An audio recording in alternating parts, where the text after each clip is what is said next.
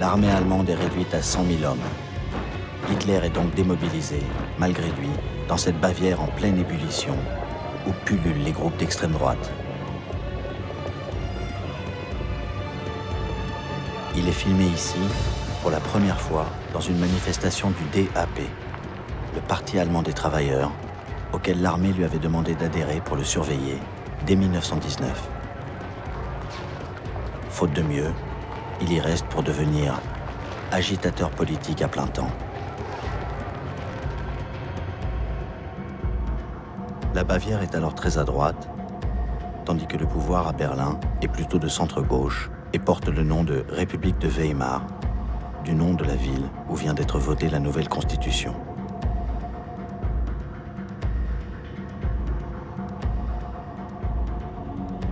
Hitler, transformé en Bavarois, hurle avec les loups contre les criminels de novembre, ceux qui ont signé l'armistice et le honteux diktat de Versailles.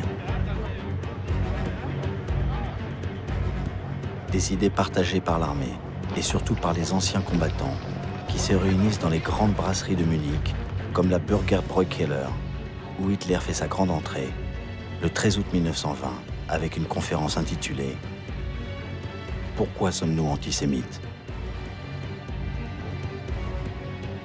Pour Hitler, la réponse est qu'au-delà de sa haine viscérale des Juifs depuis la défaite, l'antisémitisme est le meilleur moyen d'attirer les militants nationalistes.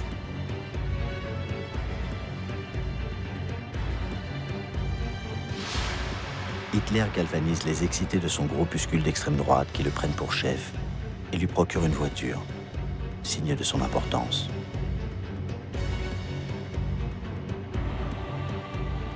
Alors il change le nom du parti. Hitler associe les deux termes, national et socialisme, pour ratisser large et pour montrer son anticapitalisme. Le DAP sera désormais le NSDAP, le Parti national socialiste des travailleurs allemands, qui sera appelé en abrégé nazi. Dans son petit local d'une brasserie de Munich, il dessine l'emblème du parti.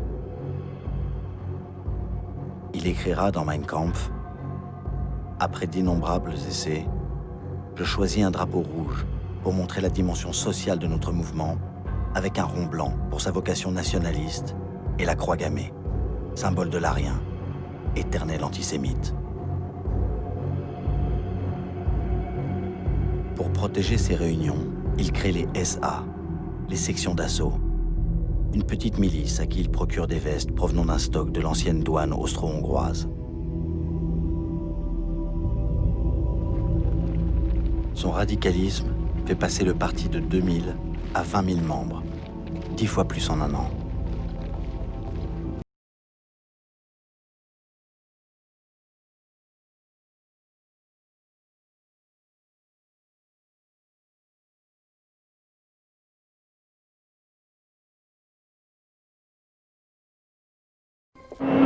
L'Allemagne va voter.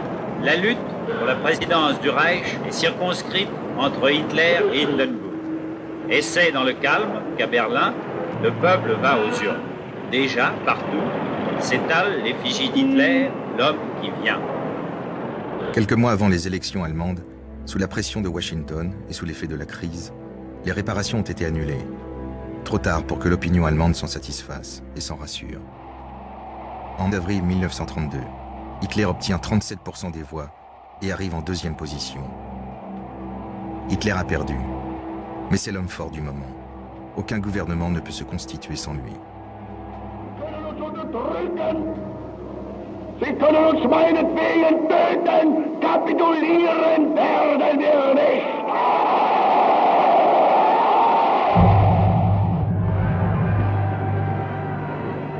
Hindenburg est réélu président de la République.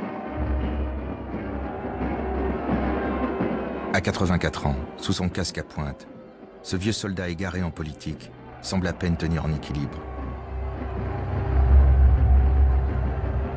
Il se laisse convaincre de nommer Hitler chancelier. Hindenburg paraît momifié. Il vient de signer l'acte de décès de la démocratie allemande.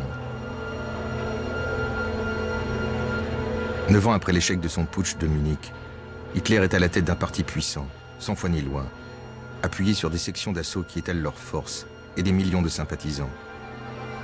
Il a les mains libres pour mettre en œuvre sa politique, celle-là exactement qu'il avait exposée dans Mein Kampf, et à laquelle on n'avait guère prêté attention. Joseph Goebbels, nommé ministre de la propagande, écrit le soir même dans son journal « Nous allons enfin mettre de l'ordre dans cette porcherie ». En février 1933, un groupe de nervis incendie le palais du Reichstag, le Parlement allemand. Ils agissent sur l'ordre d'Hermann Göring, bras droit de Hitler. La police se saisit d'un jeune communiste hollandais qui est présent sur les lieux. C'est un accusé idéal. Dès le lendemain, Hitler attribue le forfait à un complot communiste. Les libertés individuelles sont supprimées. Le PC est interdit. 4000 de ses responsables et un grand nombre d'autres opposants sont déportés dans des camps de concentration, comme Dachau et Oranienburg. Le 1er mai, le régime célèbre la fête du travail dans une manifestation gigantesque. Le lendemain, les syndicats sont dissous.